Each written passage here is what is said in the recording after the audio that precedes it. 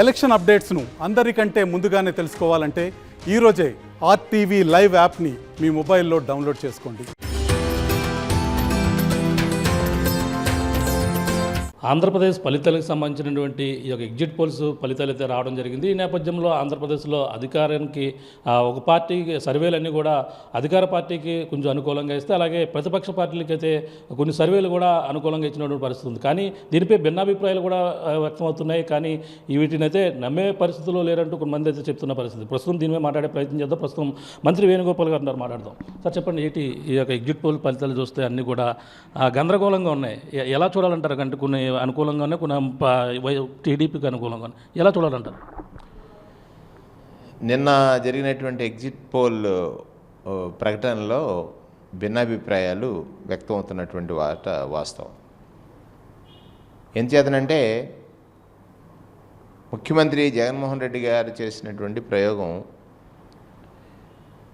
ఎక్కడైతే anti incumbence అని మీరు మాట్లాడుతున్నారో దాన్ని తొలగించడానికి అభ్యర్థుల్ని మార్చిన విధానం కానీ, ప్రజల్ని ఆయన నమ్మిన విధానం ఏమిటి, రాజకీయాల్లో ఇచ్చిన మాటని నిలుపుకునేటువంటి నాయకులు అరుదుగా దొరుకుతున్నటువంటి ఈ తరుణంలో ఇచ్చిన మాట కోసం ఎన్ని ఇబ్బందులైనా ఎదుర్కొని ప్రజలకి చెప్పింది చెప్పినట్టుగా చేసేటువంటి నాయకుడిగా జగన్మోహన్ రెడ్డి గారికి ఒక ప్రజాహృదయాల్లో ఒక స్థానం ఉంది.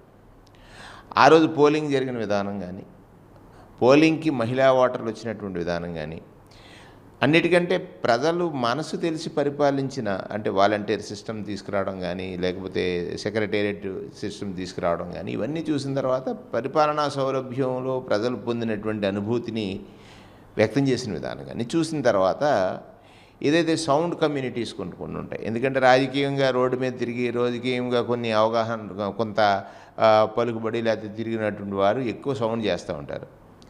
కానీ వాటర్ సైలెంట్గా ఉంటాడు. ఆంధ్రప్రదేశ్ వాటర్ చాలా విజ్ఞతతో ఉన్నాడు, తెలుగుగా ఉన్నాడు అనేటువంటిది అందరూ చెప్తున్నటువంటి విషయం. ఇందులో మహిళా ఓటు ప్రత్యేకంగా క్లాస్ వారన్న తర్వాత ఎస్సీలు కానీ, ఎస్టీలు కానీ, బీసీలు కానీ, మైనారిటీలు కానీ, ఈ వర్గాలన్నీ కూడా ఓటు వేసిన తర్వాత ఓటు వేసామని వ్యక్తీకరించరు, సైలెంట్గానే ఉంటారు. ఈ సైలెంట్ ఓట్ అనేది రేపు ఇంకా ఒకరోజు ఆగితే ఎల్లుండ సాయంత్రానికి అన్నీ బయటకు వస్తాయి. ఇక్కడ ఎగ్జిట్ పోల్స్ చేసింది, వాళ్ళు ఎన్ని శాంపిల్స్ తీసుకున్నారు, ఆ శాంపిల్స్లో ఉన్నటువంటి శాంక్టిటీ ఎంత, ఇవన్నీ కూడా కొంతమంది వ్యక్తం చేశారు తప్ప, ఇప్పుడు ఆరమస్తాను ఇటువంటి వారు చేశారు తప్ప, ఈ నేషనల్ ఛానల్స్లో చేసినటువంటి ఎగ్జిట్ పోల్స్ అన్నీ కూడా వెరీ లిటిల్ శాంపిల్స్. సపోజ్ ఒక గ్రామం ఉంది, పల్లెటూరులో ఎలా ఉంటుందంటే ఆ గ్రామం అంతా వన్ సైడ్ వేయచ్చు, ఇంకో గ్రామంలో అపోజిట్గా వేయచ్చు. ఇలా లెక్క వేసినప్పుడు ఆ తీసుకున్నటువంటి గ్రామాన్ని వాళ్ళు పరిగణలో తీసుకుంటారు తప్ప నెక్స్ట్ విలేజ్లో ఏం జరిగింది అనేది వారు తీసుకోరు అని కొన్ని అభిప్రాయాలు వ్యక్తం అవుతున్నాయి. ఇవన్నీ చూసినా కూడా ఓవరాల్గా వైఎస్ఆర్ కాంగ్రెస్ పార్టీ అతి భారీ మెజారిటీతో గెలుస్తుందని నాయకుడు లేకపోతే ముందు నుంచి జరుగుతున్నటువంటి విధానాలు చూసిన తర్వాత అర్థమైనటువంటి విషయం. ఇక్కడ ప్రధానంగా తీసుకోవాల్సినటువంటి కోణం, పరిపాలన ప్రజల దగ్గరికి చేరిన విధానం, అంటే పరిపాలనలో ప్రజలు పొందినటువంటి మంచి లబ్ధి లేకపోతే బెనిఫిట్, ఇవన్నీ కూడా ప్రజాభిప్రాయం మరలా ఈ పాలకుడి పట్లే ఉంటుందని అనడానికి ఒక స్పష్టమైనటువంటి సంకేతం రాబోతోంది. ఇక్కడ ఎగ్జిట్ పోల్స్ అనేవి గ్యాంబుల్ ఏంటంటే బెట్టింగ్ వాళ్ళు చేసినా లేకపోతే ఇంకొకరు చేసినా ఇవి మన ఎగ్జిట్ పోల్ తీసుకునేటప్పుడు వారు చేసిన సర్వేలకి వారు అవలంబించిన విధానాలు ఇవన్నీ చాలా మిశ్రితంగా ఉన్నాయి కనుక, వన్ సైడ్ తెలుగుదేశం పార్టీ అయితే ఇంకా అది గోబెల్స్, టోటల్గా అన్ని సర్వేలు వాళ్ళకే వచ్చినట్టుగా చెప్తూ ఉంటారు. ఫస్ట్ నుంచి కూడా గెలిచిపోయిందన్న ఫీలింగ్ ఇవ్వడానికి ఆ రోజు ఎన్నికలు జరిగిన మొదటి 2-3 అవర్స్లోనే మొత్తం గెలిచిపోయామనేటువంటి ఒక ప్రచారం చేశారు. అంటే ఇట్లాగ అబద్ధం. చూడండి, ల్యాండ్ టైటిలింగ్ యాక్ట్ గురించి ఎట్లాగా వాళ్ళ ప్రచారం చేశారు మనం చూసాం. మళ్ళీ ఎన్నికలు అయిపోయిన తర్వాత అదే యాక్ట్ గొప్పదని వాళ్ళే చెప్పారు.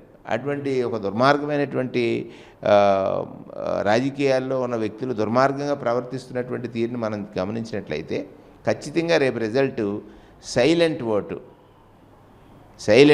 ఈ సౌండ్ చేసినటువంటి నాయకులకి ఒక గుణపాఠం కాబోతుంది అనేటువంటిది నాకు నమ్మకం. అంటే 2014లో చూసుకుంటే ఎగ్జిట్ పోల్స్ ఇవన్నీ కూడా చాలా అంటే కన్ఫ్యూజన్గా ఉన్న పరిస్థితి. కానీ 2019లో అనుకూలంగా ఎగ్జిట్ పోల్కి వచ్చినటువంటి విధానం చూస్తే ఈక్వల్గా వచ్చిన పరిస్థితి.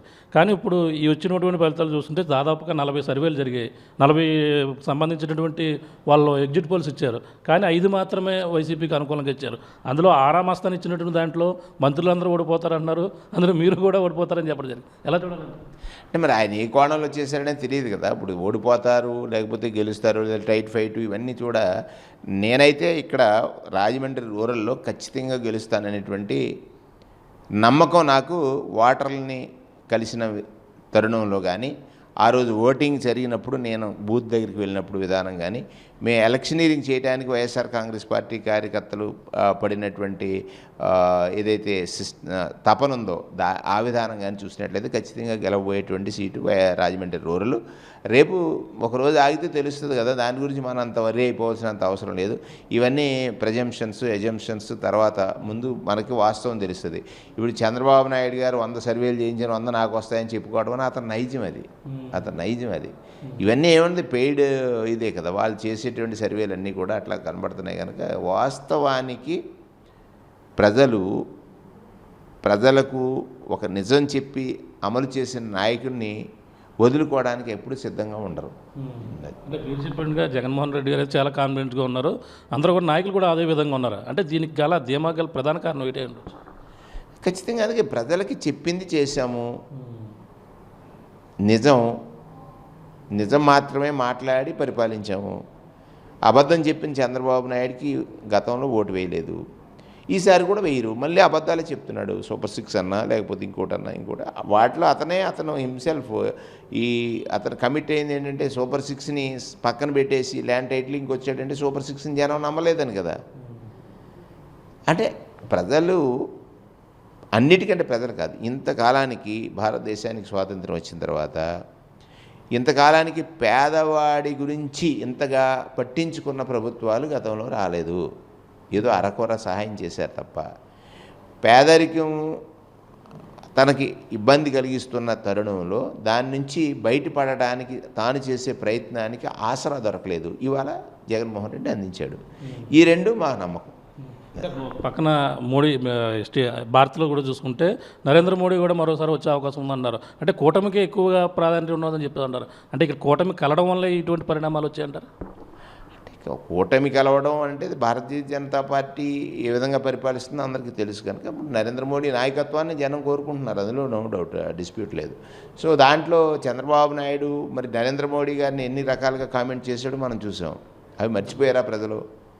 అంటే ప్రజలు ఇలా ఉంటారా అనేటువంటిది తర్వాత ఆలోచించాల్సినటువంటి అవసరం. అంటే నరేంద్ర మోడీని కోరుకున్నారు. అలా అదే ఏపీలో కూడా ఇదే ధోరణిలో ఏమైనా కోరుకునే అవకాశం ఉందంటారా? ఇలా ఎన్డీఏ కూటమి కదా. నో అది నరేంద్ర మోడీ గారు ప్రధానమంత్రిగా ఉండగా జగన్మోహన్ రెడ్డి గారు చక్కగా పరిపాలించాడు. ఆంధ్రప్రదేశ్లో జగన్ గారిని కోరుకుంటారు, లేకపోతే దేశంలో నరేంద్ర మోడీ గారిని కోరుకోవచ్చు, అది వేరే విషయం. బట్ ఆంధ్రప్రదేశ్లో జగన్ గారిని మించి పరిపాలించేటువంటి సామర్థ్యం చంద్రబాబుకి లేదు అనేది నేను స్పష్టంగా చెప్పగలను. ఎగ్జిట్ పోల్ మించి మీ యొక్క ఫలితం ఉండబోతుందంటారు మొత్తం అంతా కూడా? దీనికి ఖచ్చితంగా నేనైతే 100% విన్ అవుతాను, అందులో ఏమాత్రం డౌట్ లేదు. ఎందుకంటే 2 సార్లు బుచ్చి చౌదరి గారు ఇక్కడ గెలిచిన తర్వాత ఆయన ప్రజలకు కనపడకపోవడం, అంటే కనపడినోడే నాయకుడిగా కావాలని ప్రజలు అనుకుంటారా అని అంటే అది $1 మిలియన్ క్వశ్చన్. అది ఆయన కనపడలేదు, ఆయన కరోనా లాంటి టైంలో కనపడలేదనో, లేకపోతే ఇక్కడ ఏమి డెవలప్ చేయలేదనో, లేకపోతే ఏది పట్టించుకోలేదు, ఎక్కడ చూసినా చెత్తే కదా ఉంటాయి ఇక్కడంతా. ఇవన్నీ చూసిన తర్వాత మరి నాకైతే నమ్మకం ఉంది ఖచ్చితంగా ప్రజలు పనిచేసే వ్యక్తిని ఎన్నుకుంటారనేటువంటిది. నేను వచ్చిన నెల రోజుల్లోనే నా పని తీరేంటో చూపించాను, చేసేసాను నేను అన్నగాని తీరు చూపించాను. ఆయన చేయలేంది ఆయన చేత కూడా చీపురు పట్టించి ఈ పారిశుద్ధ్యం మీద మాట్లాడించాను. అది కూడా that is the one of the success of my winnowing అనేటువంటిది నా ఉద్దేశం. వైసీపీ సంఖ్య ఎలా ఉండబోతుందంటారు మీ ఎక్కడ? ఖచ్చితంగా సర్వేలు అంటే మేమైతే 150 స్థానాల్లో గతంలో గెలిచాము. ఈసారి ఖచ్చితంగా ఆ స్థానాలు దక్కించుకోవడానికి ఇంతకు మించి దక్కించుకోవాలనేటువంటి ప్రయత్నం చేశాడు జగన్మోహన్ రెడ్డి గారు. అదే ఫలితాలు వస్తాయని నేను ఆశిస్తున్నాను. Thank you sir. చూసిన ఇది పరిస్థితి. ఇప్పుడు వచ్చినటువంటి ఎగ్జిట్ పోల్స్ అయితే అన్నీ కూడా కొన్ని నమ్మే పరిస్థితుల్లో కూడా లేవని చెప్పేసి అన్నారు. అన్నీ కూడా కొన్ని అనుకూలంగా ఏదైతే కూటమికి ఉన్నారో కూటమికి అనుకూలంగా ఉన్నటువంటి సర్వేలు వాళ్ళ సొంత సర్వేలలాగే కనపడతాం తప్ప ఎటువంటి నమ్మే పరిస్థితి లేదు. కానీ ప్రజల యొక్క సపోర్ట్తో పాటు పూర్తిగా మహిళల అండతో పాటు అన్నీ కూడా పూర్తిగా పేదవాడికి న్యాయం చేసిన పార్టీ వైఎస్ఆర్ పార్టీ కాబట్టి ప్రజలందరూ కూడా రాబోయే మరో 2 రోజుల్లో వైసీపీకి అండగా ఉండేందుకు ఎవరు ఊహించిన విధంగా ఏదైతే 175 అన్నారో దానికి 151 గతంలో వచ్చింది 151, దానికి దీటుగా మరింత ఎక్కువగా వస్తాయని చెప్పేసి మంత్రి చెల్లిబోయిన వేణుగోపాల్ చెప్తున్నారు. అలాగే రాజమండ్రి రూరల్ పరిస్థితి చూసుకుంటే ప్రధానంగా ఆరా మస్తాన్ సర్వే చూసుకుంటే ఆయన ఏదైతే చెప్పినటువంటి ఓడిపోతారని చెప్పిన పరిస్థితి ఏదైతే ఉందో అవన్నీ కూడా అవాస్తవం. ఇక్కడ పరిస్థితులు అందరూ కూడా బీసీలు ఎక్కువగా మా వెంట ఉన్నారు. ఇక్కడ ఉన్నటువంటి పరిస్థితులు గతంలో ఎటువంటి అభివృద్ధి లేదు కాబట్టి అభివృద్ధి చేసి చూసాం తక్కువ సమయంలోనే. మళ్ళీ ఇక్కడ నేను రాజమండ్రిలో గెలుస్తాను, మళ్ళీ వైఎస్ఆర్సీపీ అధికారం చేజెక్కించబోతుందని మంత్రి చెల్లిబోయిన వేణుగోపాలకృష్ణ గారు చెప్తున్న పరిస్థితి ప్రధానంగా ఉంది చెప్పాలి. ఇది కూడా తాజా పరిస్థితి. కేవలం రాముతో ప్రకాష్, RTV, రాజమండ్రిలో. దశాబ్ది కాలం ముగించుకునే సందర్భంలో తెలంగాణ ప్రజలందరికీ దశాబ్ది ఉత్సవాల సందర్భంగా తెలంగాణ అవతరణ దినోత్సవ శుభాకాంక్షలు.